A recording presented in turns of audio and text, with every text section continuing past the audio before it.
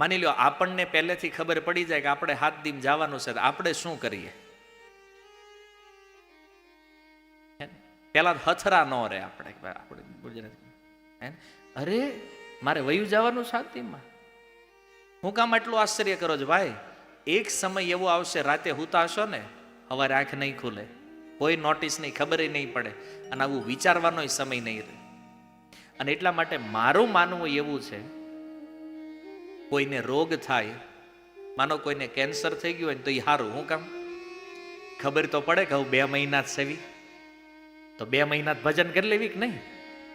કે ભાઈ ડોક્ટર કહી દે કે ભાઈ વરસ સવો તમે, તો વરસ તો ભજન થાય કે નહીં? અને ઓલું તો હુતા નીકળી ગયા તો પ્રોબ્લેમ થઈ જાય ને.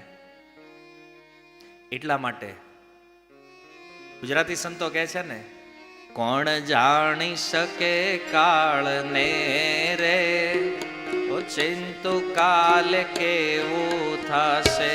કોણ જાણી શકે કાળને રે, સવારે કાલ કેવું થશે. આ કાયામાંથી હંસલો રે, ઓ ચિંતા નો ઉડી જશે. આ કાયા મારી હંસલો રે, ઓ ચિંતા ન ઉડી જશે. કોણ જાણી શકે કાળને રે, કાલે સવાર કેવું થશે. કોણ જાણી શકે કાળને રે, સવાર કાલ કેવું થશે. સુંદર ઉપમા આત્મા જે છે ને એની ઉપમા હંસ સાથે આપી છે. કાળનો પ્રભાવ કેવો છે? તો કહે છે ઈ કાળ એવી રીતે ઝપટમાં લે છે વ્યક્તિને, ખબર નથી. વિચાર કરે માણસ, કાલ આપણી બાજુમાં બેઠા હતા ઈ કે ભાઈ કથામાં, આશ્ચર્ય થાય ને કોઈના મૃત્યુના અચાનક સમાચાર મળે, કાલ આપણી હારે હતા, હવે નથી. આ કાળ છે. ડેઈલી પ્રતિ ક્ષણ સમય પાર થઈ રહ્યો છે. આજે રાત્રે 12 વાગશે, આપણા જીવનમાંથી 1 દિવસ ઓછો થઈ જાય, પણ એ આપણે વિચાર નથી કરતા કે આપણા આયુષ્યનું બેલેન્સ જે છે ને ઘટતું જાય છે. મોબાઈલનું બેલેન્સ રોજ ચેક કરે, કેટલા જીબી વધ્યું છે, પણ આ બેલેન્સ પ્રતિ દિવસ ઓછું થાય છે. હવે માની લો જેની ઉંમર 30-40 વર્ષ થઈ, વિચાર કર્યો કે આ 40 વર્ષમાં આપણે કર્યું શું? અને વિચારો કે યદી અચાનક મૃત્યુ આવ્યું, શું કરશું? આપણી પાસે કોઈ તૈયારી નથી અહીંથી જવાની, છતાં મોજથી દુનિયામાં આટા મારીએ છીએ, મોજથી ફરીએ છીએ. જેવું જીવન આના માટે નથી. એટલે કહે છે, પહેલું તો ભાગવતનો આશ્રય લ્યો, જેનાથી આપણી વાસ્તવિકતા ખબર પડે, આપણે ક્યાં અટવાણા છીએ. આ સંસારના ભોગોમાં એટલા અટવાઈ ગયા છીએ, વિચાર નથી કરતા. હર સમય ધનની આંધળી દોડમાં આ અમૂલ્ય મનુષ્ય જીવન જે છે ને, આને આપણે વેસ્ટ કરીએ છીએ. વિચાર નથી કરતા. કરોડો કરોડો રૂપિયા આપવા છતાં પણ જીવનમાં ગયેલી ક્ષણ જે છે ને એ કોઈ દિવસ પાછી આવતી નથી. મૃત્યુના સમયે યમરાજજી આવશે અથવા યમરાજજીના દૂતો એને કઈ નહીં એ કઈક ભાઈ અમારી પાસે બહુ ધન છે, બહુ પૈસા છે, થોડાક તમારા ટ્રાન્સફર કરવી, 2 મિનિટ આપો, ખાલી ઘરવાળાને કહી દઉં ક્યાં ક્યાંક લેવાના છે ને ક્યાં મૂકવાના. કોઈ સમય નહીં મળે. અહીંયા સરકાર મકાન ખાલી કરાવે ને તો પેલા નોટિસ આપે, વોર્નિંગ આપે. યમરાજજીની વોર્નિંગ હોતી ક્યારેક ક્યારેક આપે છે, પણ એ આપણે સમજતા નથી. માનો કે તમારા ઘૂંટણ વયા જાય, એ વોર્નિંગ છે, ભજનમાં લાગી જા ભાઈ. કેમ? આ શરૂઆત થઈ છે, પછી તો ઘૂંટણ ખરાબ થઈ જાય ને તો નવા ન ખાવે. નવા નખાવો એનો કોઈ વાંધો નથી, પણ ભજન કરવાનું છે ને એ તો તોય નહીં ખબર પડે. હે? નળિયું બ્લોક થઈ જાય ને સ્પ્રિંગ મુકાઈ દે, આ પાછું રિપેરિંગ કરવાનું કામ ચાલુ કરે, પણ જો છતાં ભજનમાં નથી લાગતા, આ દુર્ભાગ્ય. સંસારમાં એવા અટવાણા છે. શું કામ? ભજન. શું કામ? કારણ કે સત્સંગમાં કોઈ દી જ્ઞાન નથી ને. અને જો થોડા ઘણા સત્સંગ સમાજમાં ચાલે છે, પણ એ કેવા સત્સંગ? કે 2-5 કીર્તન ગાઈને પૂરું કરે. હે, કોઈ કોઈનું નથી રે, કોઈ કોઈનું નથી રે. એ ખબર હશે આ કોઈ કોઈનું નથી, તોય કેમ મૂકતા નથી ભાઈ? હે, ગંગા સતીના ભજન, હે ને, વીજળીને ચમકારે મોતીડા પરોવો પાનબાઈ, સાંભળી નાખ્યું. એ શું છે એ ખબર છે? વીજળીનો ચમકારો જે છે ને, એ મનુષ્ય જીવનની અવધિ બતાવે છે કે આ જીવન જે છે એ કેવું છે? વીજળીના ચમકારા જેવું છે. ચમકારો ક્યારે થાય અને ક્યારે આકાશમાં લુપ્ત થઈ જાય ખબર નથી. એમાં 84 લાખ શરીરોમાં માનવ જીવન ક્યારે મળે અને ક્યારે વયું જાય આનો કાંઈ ભરોસો નથી. એટલે મોતીડા પરોવી, મોતી પરોવાનો અર્થ છે ભજન કરી લેવું જરૂરી છે. એક ચમકારો થયો, મોતી પોરવી લીધું તો જીવન સફળ, ભજન થઈ ગયું તો જીવન સફળ, અને ન થયું તો પછી બીજા ચમકારાની વાટ જોવી પડશે. અને બીજો ચમકારો થાય તે નોય થાય. આ જીવનમાં જો ભજન ચૂકી ગયા તો ફરીથી મનુષ્ય જીવન મળશે કે નહીં આનો ભરોસો નથી. આ ગંગા સતીએ કીધું છે. ગાયું બહુ આપણે સમજ્યા નહીં ને, આ મોટો પ્રોબ્લેમ છે. ગાવામાં એક્સપર્ટ, આ ગુજરાત સૌરાષ્ટ્ર તો ડાયરાની ભૂમિ છે ને. રાતે બેઠા હોય ભજનમાં, હવાર સુધી બેહે, પણ જો એક ભજનનો શબ્દ હૃદયમાં ઉતરે તો થાય છે કે નહીં? આપણે આવા સત્સંગ કર્યા છે, આપણા ભજન આવા છે, એટલે આપણને રિયાલિટી સમજાતી. સત્સંગ શું છે? સત્સંગનો અર્થ છે જે સત વસ્તુઓની નિકટ લઈ જાય, સત વસ્તુઓથી નજીક લઈ જાય, જેનું દર્શન કરાવે કે ભાઈ વાસ્તવિકતા આ છે. આ સંસારમાં આપણે આવ્યા છે ને, તો આપણે એક દિવસ અહીંથી જવાનું છે, આ રિયાલિટી છે. અને વ્યાસજી કહે છે આ દુનિયામાં ભજન કોણ કરીએ કે બોલે જે પોતાના મૃત્યુને યાદ રાખીએ કે ને, એ માણા આ જીવનમાં ભગવાનને ક્યારેય ભૂલે. બોલો, આટલું સરળ અને સ્પષ્ટ જ્ઞાન. આપણે મરવાનું છે છતાં આપણે રોજ ભૂલી જઈએ છીએ. અને એવી રીતે આ દુનિયામાં આટા મારવી છે જાણે આપણા બાપાની હોય, જાણે આપણે ક્યારેય મરવાના નથી, જાણે અમર થઈને આવ્યા હોઈએ. આ અજ્ઞાન છે. અને જ્યાં સુધી અજ્ઞાન છે ને, ત્યાં સુધી ભગવાન પ્રત્યે પ્રેમ થવો બહુ મુશ્કેલ છે.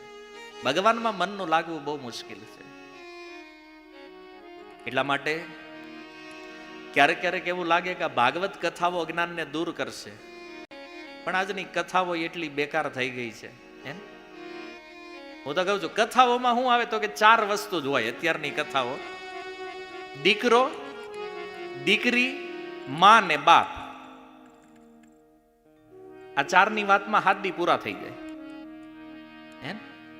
અને દીકરીના વિદાય પ્રસંગો ને એમાં પછી રડવાનો. હવે દીકરીની વિદાયમાં રડવાનું જ હોય, એ કોઈ નવી વાત છે? આ બધા જેને લગ્ન થયા છે એ બધા નત રોયા? તો કોઈ દુઃખ છે?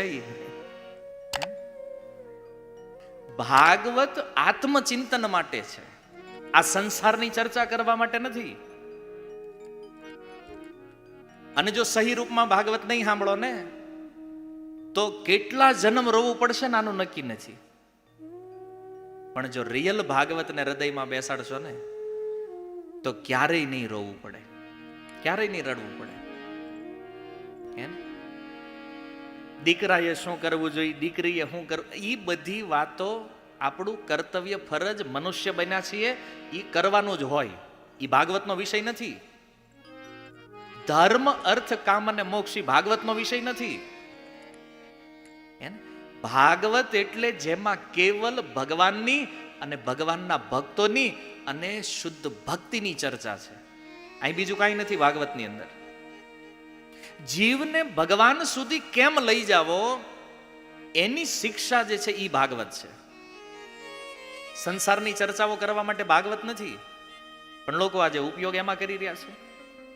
એટલા માટે કોઈના ચિત્તમાં ભગવાન પ્રતિ પ્રેમ નથી જાગતો, ભગવાનમાં એનું આકર્ષણ નથી થતું. ફાલતુ વાતો અને ફાલતુ સંગીતોમાં ટાઈમ વેસ્ટ કરવાથી આત્મકલ્યાણ નહીં થાય. ભજન પણ એવા હોવા જોઈએ કે જેનાથી આપણો ભગવાનમાં પ્રેમ વધે. કથા એવી હોવી જોઈએ જેમાં ભગવાન પ્રતિ પ્રેમ વધે, સંસારથી વૈરાગ્ય આવે. આ સંસારમાં જ્યાં જ્યાં આસક્તિઓ લાગી છે ને એ છૂટે. આ ભાગવત છે. એટલે સત્સંગ કરવા ગયા પણ આપણને લાભ નથી મળ્યો ને એનું કારણ આ છે. સત્સંગમાં ભગવાન અને ભક્તિની ચર્ચા હોવી જોઈએ. આ સત્સંગ છે. જ્યાં ભગવાનના નામ રૂપ ગુણ લીલાની ચર્ચાઓ થાય, આ સત્સંગ છે. સત્સંગી નથી કરતાલું ખખડાવીને પાછું આવવું ઘરે. એટલા માટે પરીક્ષિત મહારાજને જ્યારે ખબર પડી કે 7 દિવસમાં મરવાનું છે, સૌથી પહેલું કામ 4 પુત્ર હતા, જન્મે જઈને રાજ્ય આપી દીધું. અને એક વસ્ત્ર ધારણ કરી ગંગા તટ ઉપર આવીને બેઠા અને ત્યાં શુકદેવજીનું આગમન થયું. શુકદેવજી કહે છે, પરીક્ષિત તારે ચિંતા કરવાની જરૂર નથી, હવે તું મારી શરણમાં છો, કોઈ ચિંતાનો વિષય નથી. 7 દિવસ છે ને, બહુ ટાઈમ છે. શુકદેવજી કથા શરૂ કરે. એ કથાની અંદર એક ઘટના એવી બની, સ્વર્ગમાંથી દેવતાઓ અમૃતનો કળશ લઈને આવ્યા. લાવી અને શુકદેવ ગોસ્વામીને કીધું કે આ અમૃત જે છે ને, પરીક્ષિત મહારાજને પીવડાવી દો. શુકદેવજી જાણતા હતા દેવતાઓ સ્વાર્થી હોય, બિઝનેસમેન છે.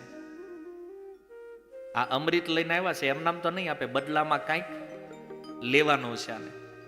શુકદેવજીએ પૂછ્યું, આ અમૃતના બદલામાં તમારે શું જોતું છે? બોલે, હરિ કથા અમૃતમ. અમૃત લઈ લો અને તમે અમને ભગવાનની કથા અમૃત આપો. જેવો ભગવાનના કથાની વેલ્યુ જોવો તમે. દેવતાઓ અમૃત લઈને સોદો કરવા આવ્યા છે. શુકદેવ ગોસ્વામીએ જોયું, આ કથાના અધિકારી નથી. આ એક વિચારણીય પ્રસંગ છે. હરેક ભાગવત કથામાં પહેલા પ્રસંગ આવે છે. શું કામ? જે લોકો વ્યાપાર કરે છે ને કથાનો, એ કથાના અધિકારી જ નથી. પહેલા કથા કોઈને કરવી હોય તો એ પૂછે, તમે કેટલા લેશો? કથા કરાવવા વાળા. એટલે પહેલા તો એ જે કરાવવા વાળા છે ને એની જ યોગ્યતા ઉપર ચોકડી લાગી જાય. અચ્છા, અમને ઘણી વાર લોકો પૂછે, પ્રભુજી કેટલા લેશો તમે? એટલે હવે હું એમ નથી કહેતો કે અમે નથી લેતા કાંઈ. પેલા હું એમ કહેતો, ભાઈ અમે કાંઈ નથી લેતા, કથાનું ધન ન હોય એમ. હવે હું એમ કહું, તમે આપી કેટલા એકશો? સ્વર્ગમાંથી આ લોકો અમૃત લઈને આવ્યા છે કથા ખરીદવા માટે. તમારી પાસે એવું ધન છે જે અમૃત કરતા શ્રેષ્ઠ હોય? આ જગતમાં એવો કોઈ માણા નથી જેની કેપેસિટી, એની ઓકાત નથી કથાને ખરીદવાની. સ્વર્ગનો રાજા ઇન્દ્ર નથી ખરીદી શકે. આપણે ખરીદશું કથાને. એટલે પહેલા તો જેને ભાગવત કરવું છે ને, એના મનમાં તે ભાગવતની છબી કેવી છે એ જોવો તમે. અને શું કામ થાય? તો કે આવા જે ધંધાદારી કથાકારો છે ને, એણે આ કર્યું છે સમાજમાં. લોકોની મેન્ટાલિટી એવી બનાવી દીધી છે કે પૈસા લીધા વગર કોઈ દી કથા થાય જ નહીં. કેમ? કારણ કે શુદ્ધ ભાગવતની એને ખબર જ નથી કે એક કથાની એક એવી પણ પરંપરા છે જે એકદમ નિષ્કામ ભાવથી, શુદ્ધ ભાવથી થતી હોય છે. બિઝનેસથી કથા નહીં પ્રાપ્ત થાય. અને ચાલો ખરીદવા વાળા તો છે, પણ વેચવા વાળા છે પાછા માર્કેટમાં, હે ને? કથાને વેચે છે પોતપોતાના પેકેજોમાં, બજેટોમાં. તો જ્યાં વ્યાપાર થઈ રહ્યો છે ને કથાનો, ત્યાં કલ્યાણ કોઈ દિવસ થવાનો નથી. સુખદેવજીએ સ્પષ્ટ શબ્દ આપ્યો છે, વિનિમય. કથાનો વિનિમય કરવા માટે આવ્યા છે આ દેવતાઓ. અને એટલા માટે સુખદેવજીએ સ્પષ્ટ ના પાડી દીધી, આ તમારું અમૃત ઉઠાવો અને જ્યાં સુધી મારો અવાજ પહોંચે છે ને એ બાઉન્ડ્રીની બહાર વયા જાવ. આ કથામાં બેસવાના અધિકારી નથી તમે. તો આપણને એક પ્રશ્ન થાય ને, આપણે છીએ? હા, જે વ્યક્તિના મનમાં વ્યાપાર નથી ને એ બધા જ કથાના અધિકારી છે. પણ આને કર્યો, અમૃત નો લીધું સુખદેવજીએ, દેવતાઓને કાઢી મૂક્યા ત્યાંથી. સુખદેવજી કહે છે, ક્વ સુધા ક્વ કથા લોકે ક્વ કાચ ક્વ મણીન મહાન. અરે ક્યાં ઈ કાચના ટુકડાની સમાન અમૃત અને ક્યાં ભગવાનનો પવિત્ર હરિકથા અમૃત. આની તુલના ન થઈ કે ભાઈ, છતાં પણ આ દેવતાઓએ તુલના કરી છે. અને એટલા માટે બ્રહ્મરાત વિચારીએ એવમ, સુખદેવ ગોસ્વામીએ વિચાર કરી દેવતાઓનો ઉપહાસ કરીને ત્યાંથી કાઢી મૂક્યા. ભાગો અહીંથી, કે તમે અધિકારી નથી. શું કામ અધિકારી નથી? કે છે અભક્તાંસ્તાંશ વિજ્ઞાન ન દદોસ કથામૃતમ. એનામાં ભક્તિ નહોતી એટલે સુખદેવજીએ કીધું અધિકારી નથી આ. જો ભગવાન પ્રત્યે ભક્તિ નથી ને તો એ કથાનો અધિકારી નહીં થઈ શકે. અને ત્યારથી સુખદેવજીએ એ વાત રજૂ કરી. શ્રીમદ ભાગવતી વાર્તા સુરાણામ અપી સુદુર્લભા. આ કથા છે ને દેવતાઓને દુર્લભ છે. વિચારો, ઇન્દ્ર સહિત દેવતાઓને આ કથા સાંભળવા ન મળી, અને આપણું ભાગ્ય જોવા અહીં બેઠા બેઠા આપણે કથા સાંભળીએ છીએ, છે ને? પણ ઓલા કે એમ, અમુક વસ્તુ મફત મળે ને એની બહુ વેલ્યુ ન હોય, અથવા જે સરળતાથી મળી જાય ને એની વેલ્યુ ન થાય. એક તો ભાગવત ભારત વર્ષમાં સરળ છે, સુલભ છે, એટલે આ કથાની બહુ વેલ્યુ નથી. એ દેવતાઓને જઈને પૂછો, આ કથા માટે થઈ અને ભારત વર્ષમાં જન્મ લેવાની ઈચ્છા લાઈનમાં ઊભા છે કે પ્રભુ હવે ફરીથી જન્મ થાય ને તો ભારતની અંદર જન્મ આપજે. શું કામ? કમસે કમ તમારી કથા તો મળે. અને આપણી પાસે બે વસ્તુ છે, ભારત વર્ષમાં જન્મય છે અને ઈ તે મુસલમાન કે ક્રિશ્ચિયન પરિવારમાં નહીં, સનાતન વૈદિક હિન્દુ પરિવારમાં જન્મ છે. ભગવાન કૃષ્ણનો આશ્રય છે. જો પ્રભુપાદજી અમેરિકા ગયા અને પ્રભુપાદજી ક્રિશ્ચિયનોને મુસ્લિમોને ભક્ત બનાવ્યા, કૃષ્ણ ભક્ત. આજે વૃંદાવનમાં ક્યારેક મળી જાય ને તો બિચારા રડતા રડતા કે તમારું કેટલું ભાગ્ય છે કે તમે ભારતમાં જન્મ લીધો છો. એને આ ભક્તિ બહુ તપસ્યા બહુ કષ્ટ પછી મળી છે ને, એટલે બિચારા રડવા લાગે કે તમારું સૌભાગ્ય છે તમને ભારતમાં જન્મ મળ્યો. અને આપણે અહીં બેઠા બેઠા અમુક વિચાર કરે, ખારો આવતી વખતે અમેરિકામાં જઈને તો હારું. કે આપણા અજ્ઞાનની સીમા જોવો તમે. મહાપ્રભુ કહે છે ને, ભારત ભૂમિ તે હેલ મનુષ્ય જન્મ જાર, જન્મ સાર્થક કરી કર પર ઉપકાર. ભારત વર્ષમાં જન્મ મળ્યો છે આ જ્ઞાનને સમજી, અને જે દેશો પાસે આ જ્ઞાન નથી ને એને આપવા માટે. કારણ કે મનુષ્ય જીવનની સાર્થકતા આમાં છે.